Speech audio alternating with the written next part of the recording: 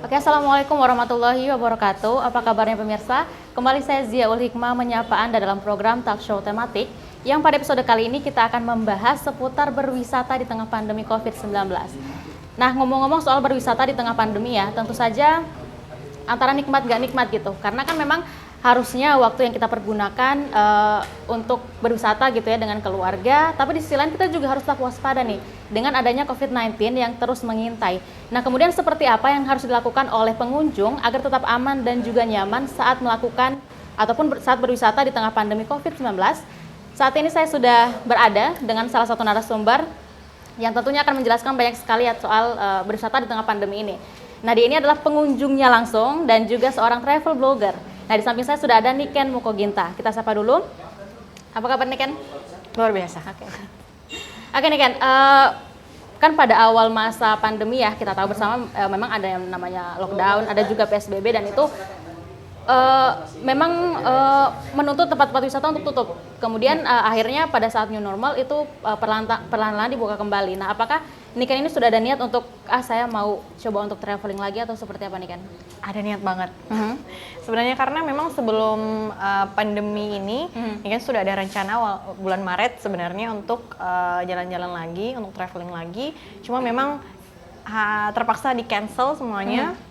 Karena ada pandemi. Padahal waktu itu memang sudah booking tiket padahal dan lain sebagainya, tapi memang nggak bisa tawar-menawar dengan kondisi waktu itu yang harus lockdown dan lain sebagainya.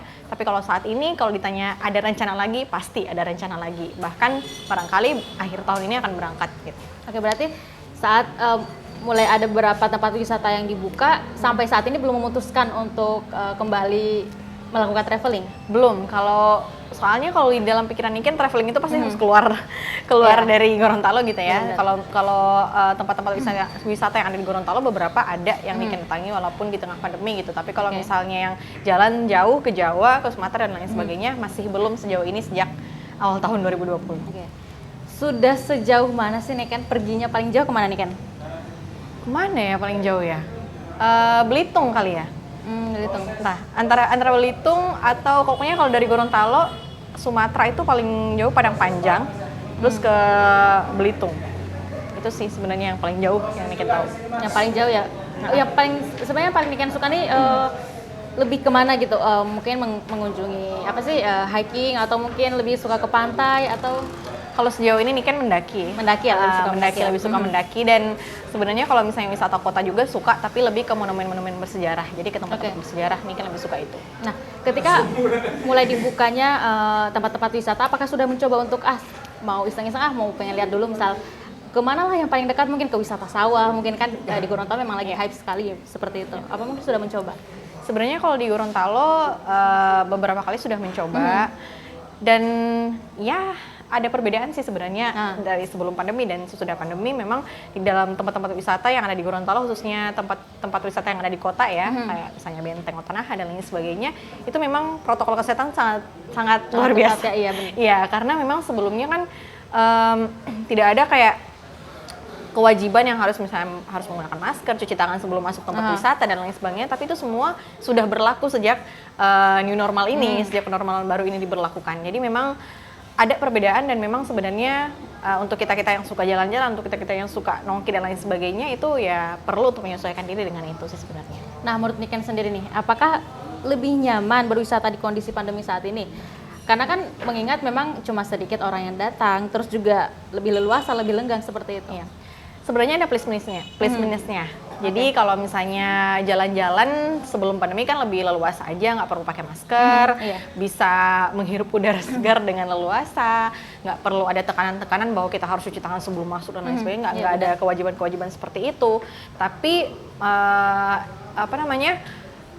minusnya lagi bisa saja banyak orang kan kalau misalnya kita datang. Tapi kalau misalnya di tengah pandemi orang-orang masih ada yang masih ragu-ragu untuk jalan-jalan dan lain sebagainya, sehingga kita lebih lenggang aja. Jadi plus minus aja sih sebenarnya kalau orang-orang yang lebih suka tempat-tempat yang lenggang, tempat-tempat wisata yang harusnya rame terus kemudian lenggang dan itu kita suka, ya itu plusnya untuk orang seperti itu gitu kan. Tapi kalau bagi Niken sendiri sih sebenarnya rada terkekang aja sih sebenarnya karena harus pakai masker gitu. Itu aja sih. Oke Niken, selain itu mungkin ini kan Niken sebagai travel blogger ya. Nah, Mungkin bagaimana dengan pengisian konten saat pandemi? Nah, semua akan kita bahas di segmen kedua. Tetaplah bersama kami.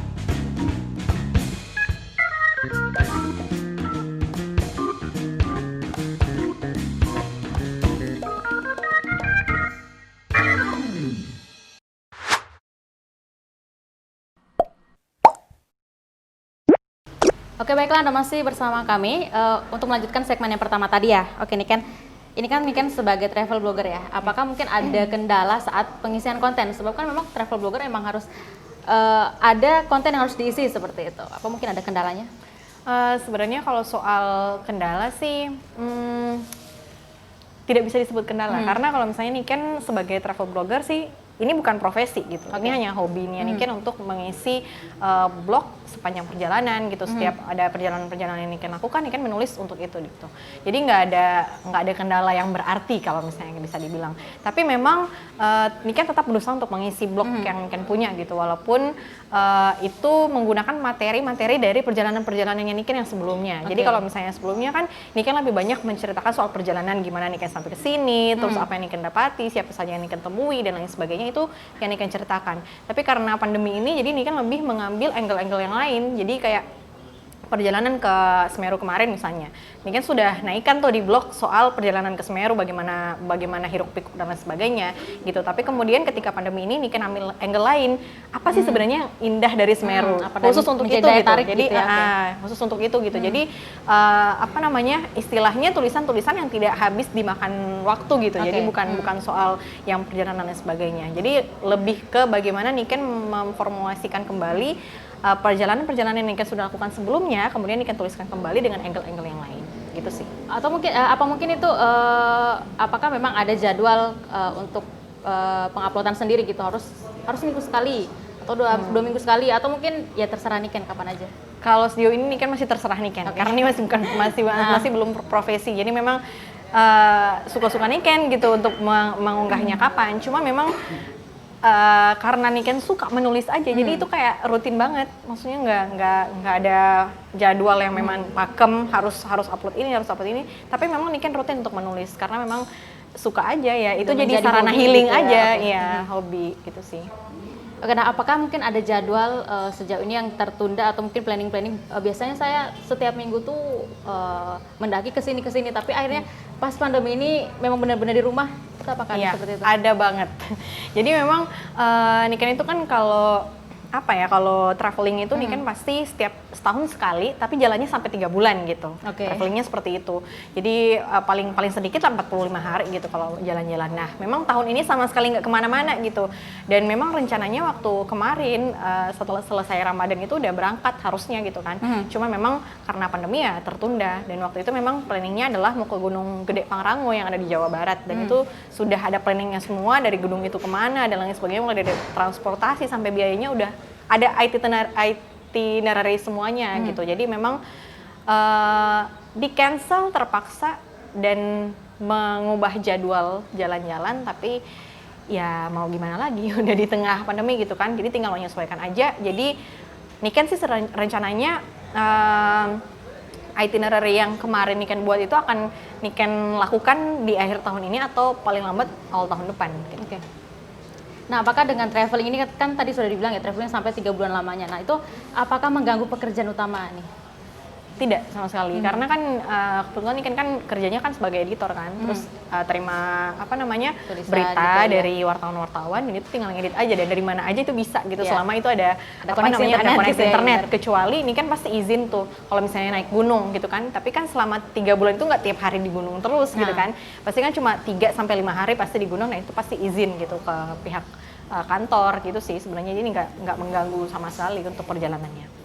Oke, mungkin tadi selama 3 bulan menurut saya itu ya lama juga ya, mungkin maksudnya bukan waktu yang singkat seperti itu. Nah, sebenarnya apa saja sih yang dilakukan gitu ketika harus mendaki? Ya mungkin bisa diceritakan secara singkat gitu perjalanannya. Ini kan kasih contoh aja ya, kalau kemarin yang tahun 2019 kan ini kan memang pokoknya kemarin itu sebulan lebih, kalau itinerary-nya sebulan lebih, hampir 2 bulan lah. Memang setiap dari Gorontalo itu tujuan awalnya adalah mendaki. Itu tujuan awalnya mendaki ya. Jadi memang kemarin dari Gorontalo udah gunung utama yang harus didaki adalah Gunung Semeru gitu kan. Nah, Gunung Semeru bakalan didaki tanggal berapa sampai tanggal berapa gitu kan. Udah ada itinerary-nya. Nah, ini kan berangkat tanggal berapa sampai tanggal berapa di Jawa misalnya. Nah, itu selain ke Gunung Semeru ini kan akan cari lagi destinasi lain gitu. Jadi kayak sebelum ke Gunung Semeru kemarin nih kan ke Gunung Penanggungan gitu, untuk istilahnya olahraga sebelum ke Semeru gitu kan. Setelah itu dari Gunung Semeru turun istirahat, dan biasanya nih kan waktu kalau misalnya jalan-jalan ke Jawa itu sering ini kan paling suka adalah membangun silaturahmi kembali dengan teman-teman yang ada di Jawa. Jadi biasanya ini kan nginep di rumahnya mereka gitu. Jadi pindah-pindah dari Mojokerto ke Surabaya, ke Malang dan lain sebagainya, itu pindah ke rumah-rumahnya teman gitu kan. Jadi selain memang mendaki, ini kan berusaha untuk membangun kembali silaturahmi dengan teman-teman yang ada di sana. Selain itu Niken juga suka banget city tour gitu. Jadi kayak kemarin turun dari Semeru sekitar 3 sampai 5 hari istirahat. Habis itu jalan sendiri ke Jogja, ke Solo, dan lain-lain gitu sih. Jadi memang ada tujuan utamanya, dan kemudian yang lain itu tinggal melengkapi aja. Dan yang paling penting sih bagi ini kan untuk setiap jalan-jalan itu adalah menghasilkan tulisan-tulisan yang lebih variatif gitu, karena ketemu dengan orang yang baru, ketemu dengan tempat baru yang nggak sama kayak di Gorontalo gitu sih sebenarnya. Jadi kan sudah kemana-mana gitu ya. Nah, ini apa memang dilakukan sendiri dari Gorontalo sendiri, atau mungkin bersama dengan komunitas atau dengan teman-teman, seperti apa mungkin? Ini kan sendiri. Iya. Jadi kalau dari Gorontalo jalannya sendiri memang. Cuma kebetulan ini kan punya teman di banyak kota, alhamdulillah banget. Sebenarnya jadi tiap pergi ke satu kota udah hubungi teman-teman yang di sana. Misalnya ke Mojokerto udah hubungi teman-teman di sana, mau nginap di sana dan sebagainya. Kalau mau ke Malang hubungi teman di sana, sampai di Sumatera pun ada teman gitu. Jadi memang berangkat dari Gorontalo sendiri, tapi di sana nggak sendiri gitu. Itu sih. Cuma memang kalau untuk perjalanan-perjalanannya misalnya dari satu kota ke kota lain yang dalam waktu yang singkat, ya Niken biasanya sendiri, karena nggak semua orang punya waktu sebebas Niken kan sekarang kan. Banyak teman-teman yang di sana yang lagi kuliah, Niken gangguin gitu kan. Jadi memang kalau untuk perjalanan-perjalanan entah itu pakai kapal dan lain sebagainya, itu Niken sendiri. Cuma di tiap kotanya Niken cari teman di sana dan jalan-jalan sama mereka di sana. Nah, itu apakah ada kendala nggak sih dari orang tua? Mungkin kamu kan anak perempuan gitu. Apa mungkin ya seperti itulah? Kalau soal orang tua sama sekali nggak. Karena memang membebaskan ya. Orang tua membebaskan. Explore. Entahlah ya. Niken bersyukur banget sih sebenarnya punya orang tua seperti ini. Mereka selalu support Niken apapun yang Niken pengen lakukan selama itu baik gitu menurut mereka. Jadi Niken itu sama sekali nggak ada kendala, serius nggak ada kendala sama sekali untuk misalnya mau keluar daerah dan lain sebagainya, apalagi dalam hal perizinan gitu. Bahkan waktu Niken kemarin berangkat ke Semeru kan naik kapal sendiri, terus berangkat sampai sudah bilang duluan ini udah sebulan nanti di sana dan lain sebagainya, itu Niken baru bilang 1 minggu sebelum keberangkatan. Jadi maksudnya nggak terlalu muluk-muluk, orang tuh cuma nanya, tetap mereka tanya berangkat sama siapa, ada duit nggak dan sebagainya, itu gitu-gitu sih sebenarnya. Jadi nggak ada kendala-kendala yang berarti dari orang tua. Tapi sering diteleponin gitu nggak? Niken udah di mana? Udah sampai belum? Gitu? Enggak. Jadi itu lebih ke rasa tanggung jawabnya Niken untuk kasih tahu aja. Maksudnya nggak pernah diplototin terus sama dengan telepon SMS, nggak pernah gitu. Jadi pokoknya kalau udah sampai di sini, Niken di Surabaya, ngasih tahu ke gitu sini ya, gitu. Oke, hati-hati gitu-gitu aja sih. Niken mau ke Malang ini, mau naik apa? Mau naik bus sama siapa sendiri? Oh iya, hati-hati gitu-gitu sih. Jadi dari Niken aja sih sebenarnya yang ngelapor, kasih tahu kalau berpindah kota gitu sih. Nah, kemudian apa nih yang memotivasi Niken? Atau mungkin apa yang Niken rasakan nih saat melakukan traveling? Rasanya itu lega. Ada Sebenarnya kepuasan tersendiri ada mungkin kepuasan ya, tersendiri karena memang kayak healing banget sih. Maksudnya kalau jalan-jalan itu kayak traveling itu kayak sarana healing banget. Kita bisa ketemu dengan orang-orang yang beda, orang-orang yang baru, dan bisa banyak belajar dari mereka. Dan yang pasti ini kan kayak nggak tertekan sama sekali gitu. Nah, kemudian ada cerita unik nggak sih atau pengalaman nih saat melakukan traveling ataupun mendaki? Akan langsung dijawab oleh Niken sesaat lagi.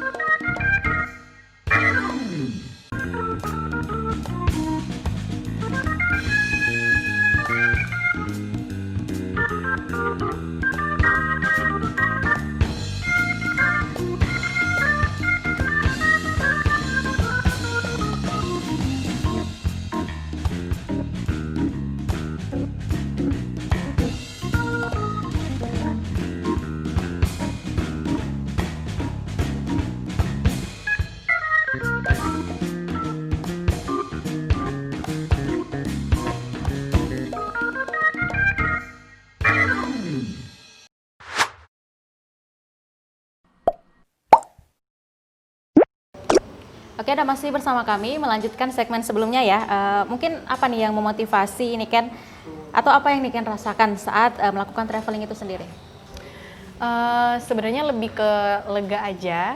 Ini adalah kalau menurut Niken traveling adalah sarana healing gitu. Jadi maksudnya setelah hiruk pikuk yang terjadi di Gorontalo, setelah Niken sibuk. Kalau di Gorontalo kan memang banyak tuntutan ya, kalau dari kerja, dari kuliah, dan komunitas, organisasi dan lain sebagainya. Nah, ketika traveling itu Niken lebih plong aja, maksudnya lebih ada relax aja untuk jalan-jalan ke sana kemari dan lain sebagainya, sehingga ketika balik ke Gorontalo bisa produktif lagi gitu, bisa gitu ya, merefresh kembali gitu. Dan selain itu juga Niken sih sebenarnya banyak banyak banget belajar dari perjalanan-perjalanan yang Niken lakukan. Niken kan ketemu dengan berbagai macam orang yang punya berbagai macam watak dan lain sebagainya. Terus ketemu dengan ke tempat-tempat baru. Jadi memang pembelajaran hidup yang baik Niken dapatkan dari perjalanan-perjalanan yang Niken lakukan. Dan kemudian ditambah lagi dengan menuliskannya gitu ya. Ya, benar banget. Jadi memang Niken sangat produktif ketika melakukan perjalanan gitu. Jadi banyak banget tulisan-tulisan yang Niken hasilkan ketika perjalanan, entah itu puisi dalam bentuk cerpen ataupun tulisan perjalanannya Niken gitu. Jadi memang lebih produktif aja ketika melakukan perjalanan. Oke. Nah, kemudian apakah menurut Niken nih selama pandemi ini berdampak negatif atau positif untuk objek wisata secara alam ataupun secara ekologis? Sebenarnya kalau misalnya kita lihat dampaknya ke alam ya, sebenarnya ini ada dampak positifnya gitu kan. Karena memang kita tahu kalau alam juga butuh rehat gitu kan dari hiruk pikuk manusia gitu kan. Ketika misalnya kita bisa lihat kalau misalnya nggak ada pandemi aja ya, kita lihat sisi positifnya aja. Kalau misalnya nggak ada pandemi ya pasti objek-objek wisata atau yang khususnya yang berkaitan dengan alam itu pasti banyak banget pengunjung dan lain sebagainya, sehingga nggak ada rehat bagi mereka gitu. Nah, ketika ada pandemi ini otomatis secara terpaksa kemarin harus ditutup gitu kan. Tapi sebenarnya itu punya keuntungan yang sangat besar untuk misalnya flora maupun fauna yang ada di di tempat-tempat wisata tersebut. Ini kan kasih contoh aja kayak di Gunung Semeru. Nah, kebetulan ini kan ada teman yang di di Taman Nasional Bromo Tengger Semeru, dan dia bilang bahwa sejak pandemi harimau Semeru itu semakin berkembang biak gitu ya. Jadi memang fauna-fauna di sana ada space untuk mereka sendiri, untuk mereka berkembang di habitatnya mereka sendiri gitu. Jadi nggak ada, tanpa ada gangguan dari pendaki-pendaki yang mau mendaki ke Semeru. Itu sih sebenarnya. Oke, ini kan sebenarnya saya penasaran nih, sejak kapan sih sebenarnya suka traveling? Sejak kalau suka sejak kecil. Oke. Kalau suka aja ya. Tapi mulai menggeluti dan mengeksekusi keinginan ini mulai tahun 2015. Yang paling pertama dikunjungi apa saat itu? Jakarta. Iya, tapi kalau mau gunung KPG di Gorontalo. Itu gunung pertama yang membuat Niken jatuh cinta pada pendakian. Gitu sih sebenarnya. Jadi kalau traveling awalnya itu 2015 itu Niken berangkat sendiri untuk pertama kalinya naik pesawat. Solo traveler gitu ya. Solo traveler untuk pertama kalinya naik pesawat waktu itu 2015, dan itu dibayarin sama Om, dan karena memang Om waktu itu maunya Niken Ramadan di sana gitu kan. Jadi dibayarin, Niken berangkatlah tahun 2015 itu ke sana. Sebenarnya nggak niatan traveling gitu kan. Niatannya ke Om aja gitu. Tapi sampai sana ternyata di rumah Om cukup membosankan. Gitu. Jadi abis itu Niken telepon teman-teman yang ada di sana, ya udah jalan-jalan. Mulai dari situ mulai tertarik, ternyata enak juga ya traveling gitu sebenarnya. Jadi pertama kali jalan-jalan itu ke Jakarta, kalau naik gunung pertama kalinya ke KPG. Dan itu langsung jatuh cinta? Oke. Banget. Oke Niken, ada nggak cerita unik ataupun pengalaman menarik nih saat melakukan wisata ataupun traveling gitu? Sebenarnya yang unik dan menarik itu banyak banget yang Niken dapatkan. Cuma memang kalau Niken mulai cerita soal sebenarnya perbedaan cara aja sih sebenarnya kan. Kalau di Jawa itu orang-orang, Niken tuh sempat kaget-kaget gitu loh kalau misalnya nongkrong sama teman-teman yang ada di Jawa, apalagi kalau misalnya di warteg dan lain sebagainya, itu mereka kalau minum kopi gitu, kopinya itu dituangin di ini dulu, di piring kecil, ditatakannya itu. Ini kan kaget, maksudnya habis itu mereka minum dari situ. Seruput gitu ya. Maksudnya ini ngapain kalian gini gitu kan. Jadi maksudnya hal-hal seperti itu sebenarnya Niken selalu temui gitu, apalagi kalau misalnya kebanyakan sih dari pola-pola cara mereka makan, apalagi kalau misalnya di Jawa nggak bisa terlepas dari kerupuk dan lain sebagainya gitu kan. Nah, selain itu juga Niken pernah ini menarik dan mengharukan sih sebenarnya menurut Niken. Oke, jadi kemarin itu Niken kan sempat ke Bogor kan, ikut pelatihan jurnalistik sekitar tahun 2017, dan itu dilaksanakan oleh AJI Indonesia. Tapi pelatihannya itu hanya 3 hari. Setelah itu Niken tambah waktu lagi di sana gitu, tambah waktu sekitar 4-5 hari kalau nggak salah, dan udah check out dari hotel kan, emang nggak ada ini. Terus abis itu Niken mengharapkan teman-teman yang ada di sana itu lagi di Bogor semua. Ternyata pas Niken telepon nggak ada yang di Bogor gitu. Terus aku mau nginep di mana gitu kan? Waktu itu duit menipis dan lain sebagainya, tinggal duit pulang istilahnya gitu kan. Nah, habis itu Niken akhirnya memutuskan untuk pergi ke masjid besar yang ada di Bogor. Udah Niken ke situ, dipandangin lah semuanya karena pakai carrier kan. Niken hobi kemana-mana backpackeran, jadi dipandangin sama ibu-ibu dan bapak-bapak yang di sana. Terus Niken masuk ke dalam. capek, tidur di situ, Iya. tidur di apa namanya di dalam masjid gitu kan. Oke. Habis sholat langsung tidur, udah. Malam nih kan bangun jam 9 malam. Padahal waktu itu tidur habis maghrib kalau nggak salah waktu itu. Ini kan bangun baru nanti jam 9 malam dan itu udah kayak ada ibu-ibu gitu yang di sampingnya Niken gitu. Aha. Ya Bu, gitu. Neng, mau kemana Neng? Gitu kan, ditanyain gitu kan. Khas Sundanya ya, Iya, kayak iya. khas. Terus saya bilang, dari Gorontalo Bu, sekarang mau jalan-jalan aja di Bogor dan lain sebagainya. Nah, terus kenapa tidur di sini dan lain sebagainya? Ditanyain punya semuanya dan lain sebagainya. Akhirnya si ibu ajak, ayo Neng, abis ini ibu mau ke sini, mau ke sini, mau ke sini. Diajakin gitu, maksudnya kayak diajak seakan-akan Niken itu orang yang nggak asing gitu kan untuk si ibu ini. Habis itu ditraktir makan lagi dan sebagainya. Akhirnya Niken jalan-jalan sama ibu ini ke mall dan lain sebagainya. Ibu-ibu yang ya ibu-ibu sosialitas sih kalau misalnya kelihatannya ya. Tapi memang maksudnya Niken itulah yang Niken syukuri ketika misalnya Niken melakukan perjalanan. Niken ketemu dengan orang-orang banyak yang baik-baik banget gitu. Dan Niken, yang tidak terduga iya, gitu tidak ya? terduga maksudnya ngapain sih ibu tiba-tiba sudah ada di sebelahnya Niken kan pas Niken bangun udah di situ. Si ibu juga baru selesai sholat waktu itu kalau nggak salah. Terus langsung ditanyain, ngobrol sedikit, akhirnya dia ajak naik mobilnya kemana-mana gitu waktu itu. Jadi memang ada hal-hal yang tidak terduga yang kemudian bisa jadi pembelajaran juga bagi Niken. Sejak saat itu maksudnya kayak Niken berpikir bahwa kalau ada traveling yang datang ke Gorontalo, yuk ke rumah Niken aja, nanti Niken yang nganterin. Gitu. Jadi kayak balas budinya bukan ke ibunya langsung, tapi lewat orang lain juga nggak apa-apa gitu kan. Jadi itu sih sebenarnya belajar banyak dari perjalanan. Kalau mungkin kisah khusus gitu saat mendaki, mungkin menemui kisah-kisah horor dan lain sebagainya itu pernah nggak sih? Kalau horor nggak pernah, karena ini kan nggak pernah lihat yang begituan. Maksudnya kalau horor nggak pernah sama sekali. Cuma memang kalau pendakian memang sering banget kayak clash sama teman-teman setim dan lain sebagainya. Terutama kalau orang-orang yang mendaki sama Niken itu orang baru gitu yang masih Niken pertama kali kenal dan lain sebagainya. Itu pernah Niken dapati waktu Niken ke Gunung Rinjani di Lombok. Itu memang ketua tim itu Niken baru kenal waktu itu memang kan. Ketua timnya baru Niken kenal waktu itu dan sangat egois waktu itu memang. Kalau dalam pendakian yang seperti yang Niken tahu, kita harus selalu mengutamakan kemampuan dari setiap anggota tim gitu kan. Tapi kalau misalnya kemarin itu Niken berangkat ke Rinjani, ketua timnya tidak memperhatikan itu, dia memperhatikan dirinya sendiri. Kalau dirinya sendiri masih kuat, dia tancap terus Bablas gitu. Terus ya, oke. Ya, sampai Niken waktu itu sampai nangis-nangis, sampai udah di jalur pendakian sampai nangis-nangis, udah nggak mampu dan lain sebagainya. Gitu. Jadi memang ada perjalanan-perjalanan yang menyenangkan, tapi ada juga hal-hal seperti itu yang kemudian menjadi pembelajaran sih bagi Niken. Oke. Nah, kemudian sebelum pergi ke tempat wisata nih, mungkin ada apa persiapan gitu? Apa mungkin ada persiapan khusus terutama di masa pandemi seperti saat ini ya? Oke. Kalau misalnya persiapan tentu ada, apalagi kalau misalnya pendakian. Niken banyak banget, hampir sebulan Niken persiapannya untuk pendakian. Tapi kalau misalnya kita khususkan untuk di tengah pandemi ya, Niken lebih ke persiapan cari tahu bagaimana. Niken biasanya kan searching dulu kan, kalau misalnya sebelum ke tempat ini, ke tempat itu, cari tahu dulu bagaimana protokol kesehatan di sana. Siapa tahu harus bawa ini, harus bawa itu, dan sebagainya. Gitu sih sebenarnya. Dan yang paling penting adalah tetap membawa perlengkapan untuk itu, untuk protokol kesehatan seperti masker yang nggak cuma satu aja, tapi yang ada beberapa masker lah ya yang dibawa. Jangan pakai itu terus gitu kan. Terus hand sanitizer dan lain sebagainya itu memang persiapan yang harus kita harus selalu kita bawa, apalagi di tengah pandemi ini kan. Dan itu kayak starter pack gitu nggak sih, maksudnya kayak itu harus ada di kantong kita, harus ada atau istilahnya tas kecil kita kalau misalnya kita kemana-mana, dibandingkan dengan kalau misalnya sebelum pandemi kan kita bebas aja, yang penting bisa memenuhi kebutuhan kita. Tapi sekarang kita punya tanggung jawab untuk menjaga diri dan orang lain gitu kan. Jadi lebih ke itu sih, maksudnya untuk hal-hal yang bisa membantu kita menjaga protokol kesehatan. Oke.